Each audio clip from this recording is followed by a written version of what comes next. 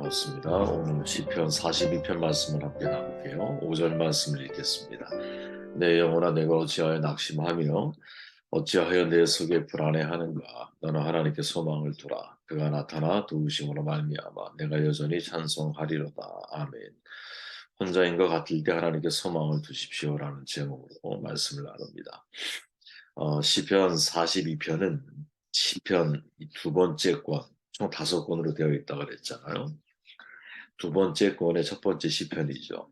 히브리 성경을 헬라어로 번역한 70인 성경에는 42편과 43편이 분리되어져 있지만 마소라 성경, 히브리어로 된 성경을 보면 이 둘이 하나로 되어 있죠. 그리고 42편 5절과 11절이 43편 5절에서 동일하게 우리가 지금 읽었던 그 말씀이 반복되고 있는 것, 또한 42편에서부터 49편까지 모두가 다 고라 자손의 시라고 표제어가 붙어 있는데 43편에만 아무런 표제어가 없는 것을 미루어서 아마도 이 두 시편은 본래 하나였다라고 우리가 추정할 수 있는 거죠. 고라 자손의 시란 표제어가 쓰여진 것은 전체 성경을 놓고 볼 때 11편이 있는데 이 시들에겐 특징이 있거든요. 자신의 조상들의 범죄에 대한 참회의 마음을 전한다라는 거예요. 과거 우리가 기억하지만 모세 때 고라가 반역을 하잖아. 죽음을 당하죠. 고라 외에 250명이 땅에서 죽음을 당해요. 그래서 고라 자손들의 시를 묵상하다 보면 하나님과 교제를 중요하게 다루고 있는 것을 확인하게 돼요. 하나님을 섬기는 것이 얼마나 복된 일인지, 하나님의 저는 사모하는 간절함이 얼마나 소중한 것인지, 고난 중에서도 어떻게 하나님을 신뢰해야 하는지를 표현을 하고 있습니다. 민수기 16장에 보면 고라는 레위 지파 중에서 고핫 자손의 후손이죠. 성막에서 봉사하는 일을 하였지만 제사는 아니었어요. 고라와 모세는 사촌지간이거든요. 고라는 다단, 아비람, 온을 비롯해서 250명을 모아서 모세를 대적을 하죠. 이유는 뭐냐? 당신들이 회중에 군림하려고 합니까? 이렇게 이제 사실은 이야기를 하며 모세를 대적하려고 하죠. 모세가 하는 말이 하나님께서 당신들이 이스라엘 회중 가운데 구별하여 주의 성막의 일을 하도록 하나님이 인도하시고 회중들 앞에 세워주셨는데 그 일이 작고 부족하다고 생각하십니까? 이런 형태의 말을 모세가 하게 되죠. 선동의 핵심은 더 많은 권력을 쥐고 싶고 자신들도 레위의 후손들이기 때문에 제사장의 지위도 함께 갖고 싶다라는 거였어요. 결국 고라와 그를 따르던 추동자들은 땅에 삼켜져 버리죠. 그리고 250명은 이제 성막의 향로에서 불이 나와 죽음을 당하게 되죠. 시편 42편은 그들의 후손이 쓴 시편이거든요. 그러니까 지금 시인은 두 가지 중요한 문제의 직면에 있어요. 내용을 읽어보면 그 하나는 3절에 보니까 사람들이 종일 내게 하는 말이 내 하나님이 어디 있느냐 하오니 하나님을 향한 갈급함을 가지고 있는 시인 그의 주변에는 내 하나님이 어디 있느냐라고 조롱하는 사람들 뿐이었다라는 거죠. 자신과 함께 성전을 섬겼던 사람들은 아무도 없습니다. 무슨 이유에서인지 시인은 혼자라고 하는 외로움, 또 신앙의 고독한 자리에 지금 서 있는 것이죠. 더욱이 9절에 보면 시인은 원수의 압자를 당하고 있는 상황이거든요. 또 8절에 보니까 낮에는 여호와께서 그의 인자하심을 베푸시고 밤에는 그의 찬송이 내게 있어 생명의 하나님께 기도하리로다. 시인의 고백처럼 낮에는 하나님의 인자하심이 있고 밤에 찬송을 부르는 삶이 시인의 삶이었던 거였죠. 그죠? 근데 정작 시인의 주변 상황들을 돌아보면 원수들의 압제로 인해서 고통이 계속 가중되고 있는 상황. 다시 말하면 하나님이 인자하신 분이신데 그런데 시인은 끊임없이 압제를 당하고 있는 이 모순적인 상황의 직면에 있다라는 거죠. 과연 이때 시인은 어떻게 문제를 해결하고 있느냐? 그게 바로 두 번이나 반복되고 있는 내 영혼아 내가 어찌하여 낙심하며 어찌하여 내 속에 불안해하는가? 너는 하나님께 소망을 두라. 그가 나타나 도우심으로 말미암아 내가 여전히 찬송하리로다. 이 고백을 두 번이나 반복을 하고 있다라는 거죠. 여러분 이건 사실 우리가 굉장히 주목해야 할 내용이라고 보거든요. 혼자라고 느끼고 있을 때 또는 모순적인 상황을 만났을 때 시인이 내리고 있는 이 신앙적인 처방이 정말 우리가 지향해야 할 삶의 모습일 수 있다라는 거죠. 첫 번째 말씀을 보면 하나님이여 사슴이 시냇 물을 찾기에 갈급한 같이 내 영혼이 주를 찾기에 갈급하니이다. 내 영혼이 하나님과 살아계신 하나님을 갈망하나니 내가 어느 때에 나아가서 하나님의 얼굴을 배울까.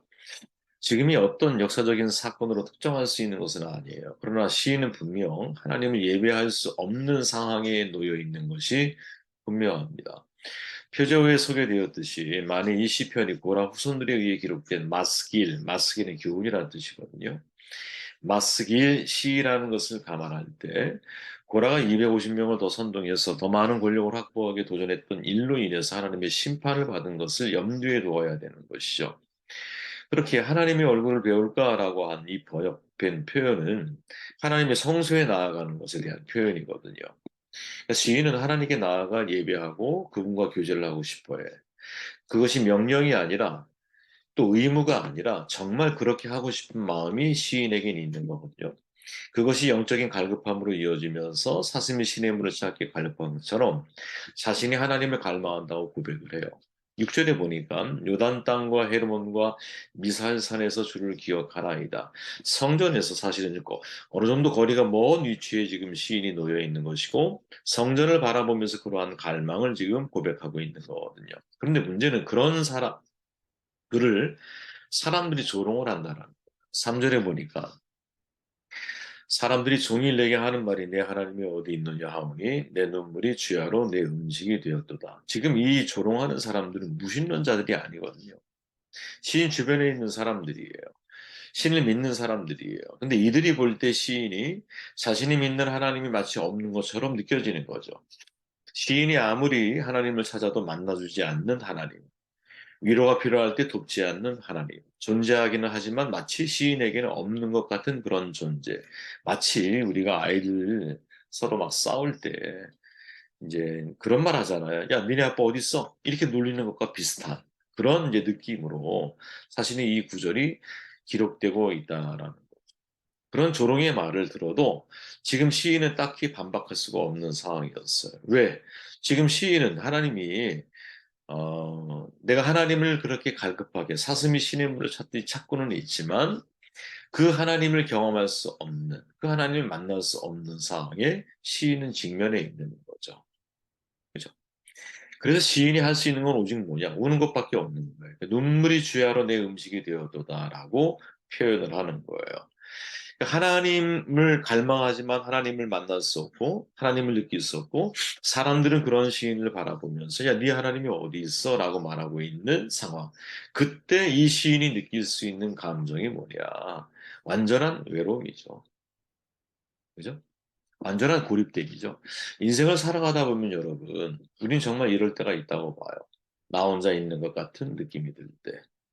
주변에 아무리 내가 사랑하는 사람이 있어 내 마음을 헤아려 주지 못하고 혹은 내가 그들에게 어떠한 내 속 얘기를 좀 할 수 없는 그런 상황에 내가 직면해 있을 때 그때 정말 혼자라고 느끼는 마음들이 들 때가 있죠.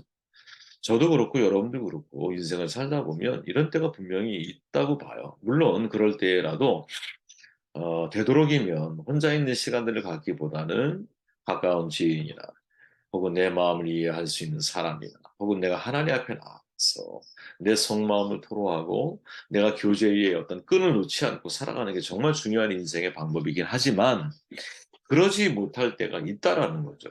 중요한 것은. 지금 시인이 그런 상황에 직면해 있는 거예요. 그 와중에 시인이 과거의 일을 생각하는 거죠. 내가 전에 성의를 지키는 무리와 동행하며 기쁨과 감사의 소리를 내며 그들을 하나님의 집으로 인도하였더니 이제 이 일을 기억하고 내 마음이 상한도다. 자, 이거 사실은 가만히 이 시인의 입장에서 이제 떠올려 보면 과거 자기와 교제했던 사람들과 하나님이 예배했던 때를 떠올리면서 오히려 더 마음이 지금 비참해지는. 이게 지금 고라의 후손들이 고라의 사건 이후에 경험할 수 있는 고백을 지금 사실은 고백하고 있는 게 아닌가 하는 생각을 해보게 돼요. 과거에는 내가 하나님의 성전에서 교제할 수 있는 사람들과 함께 예배하고 하나님을 기뻐했어. 근데 지금은 완전히 고립되어 있는 상황이라는 거. 완전히 고립된 하나님을 갈망하지만 하나님을 경험하지 못하고 사람들을 나는 향해 내 하나님이 어디 있느냐. 그들이 하나님을 안 믿는 사람들이 아니라 하나님을 아는 사람인데 그들이 보기에 내가 하나님과 아무런 상관없는 혼자의 고독, 하나님의 버림받은 것처럼 그죠? 버림받은 것처럼 마치 그러한 상황의 시인은 직면해 있다라는 거지. 야, 이때 과연 우리는 어떻게 해야 할까? 여러분, 심리학용어로 안정애착과 불안정애착이라는 말이 있어요. 그러니까 사람이 혼자라고 느껴질 때 미래를 희망적으로 바라보는 사람이 있고 절망적으로 바라보는 사람으로 구분이 된다는 거예요.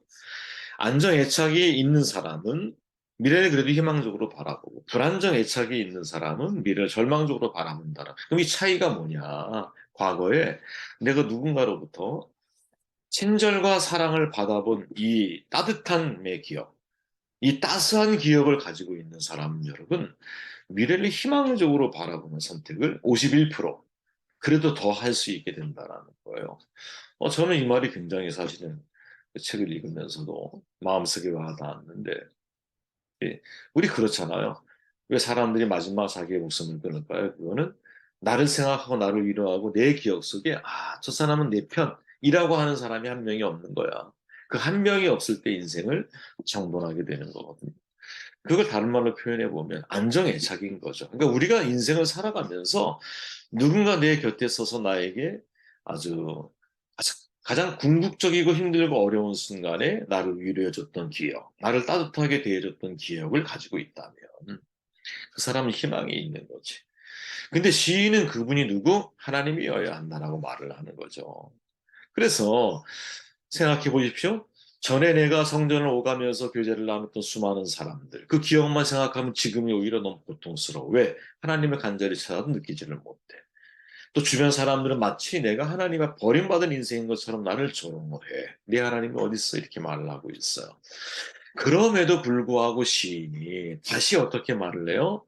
너는 하나님을 바라라. 이렇게 말하는 거죠. 네가 어찌하여 낙심하느냐? 왜 불안해하느냐? 하나님께 소망을 둬라. 이렇게 말하는 거죠. 이유가 뭐냐? 그가 과거에 성일의 하나님을 찾았던 때에 하나님이 나를 위로하시고 나와 함께 하시고 결정적인 순간에도 하나님은 사람들처럼 나를 포기하지 않고 나를 지키신다라는 것을 시인은 그 따뜻한 하나님과의 관계를 기억하고 있는 거지. 이게 참 중요한 거구나 하는 생각을 하게 돼요. 구절 말씀 내 반석에 계신 하나님께 말하기를 어찌하여 나를 잊으셨나이까 내가 어찌하여 원수의 앞지로 말미암아 슬프게 다니나이까 하리로다. 아멘. 시인이 여전히 하나님이 그에게 언약한 기초에 변하지 않는 사랑을 베풀고 계신다는 사실을 알았어요.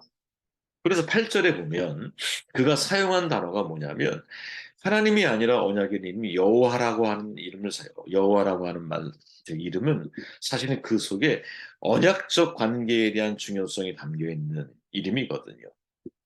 8절에 낮에는 여호와께서 그의 인자하심을 베푸시고 밤에는 그의 찬송이 내게 있어 생명의 하나님께 기도하리로다. 왜 앞에는 여호와고 뒤에는 하나님이냐? 사실 여기에 대한 질문을 던진 거거든요. 그러니까 언약을 기억하려고 하는 시인의 고백이 담겨 있다라고 해석을 하는 거예요.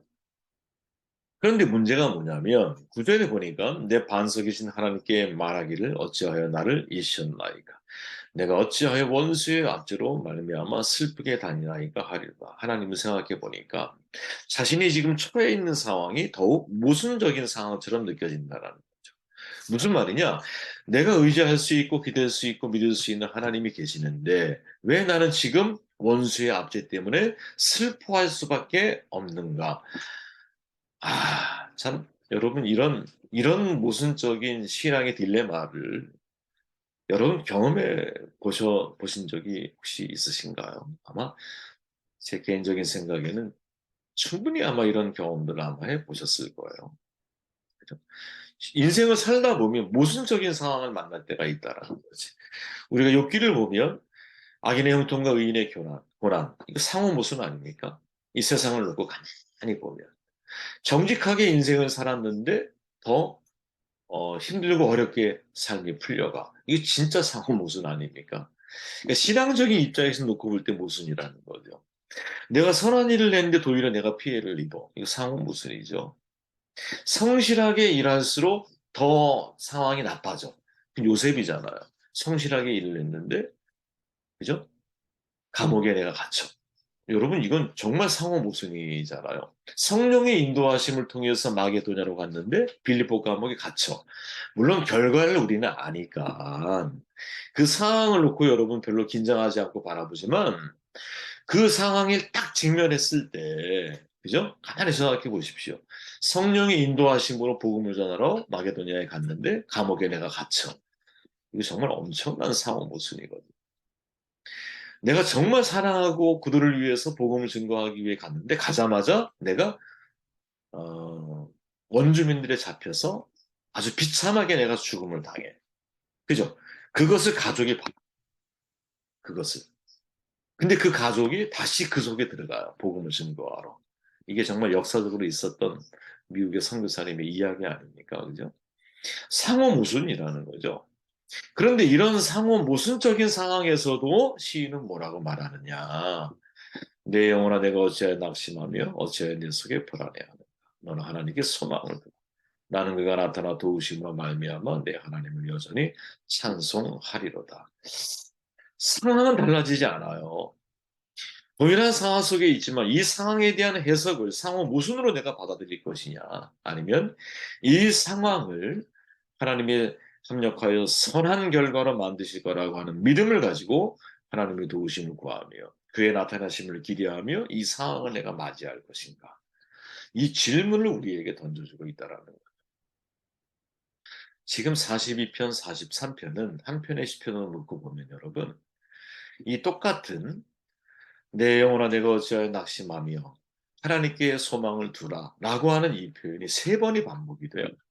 그런데 세 번이 반복되어지는 그 앞의 전적인 내용을 보면 내가 혼자라고 느껴질 때 하나님께 소망을 둬야 한다. 너의 인생이 모순된 상황을 만난 것 같았을 때 하나님께 소망을 둬야 한다. 라고 시인은 우리에게 신앙의 길을 제시해주고 있는 것이죠. 이 은혜가 저 여러분들의 삶 가운데 있기를 바랍니다.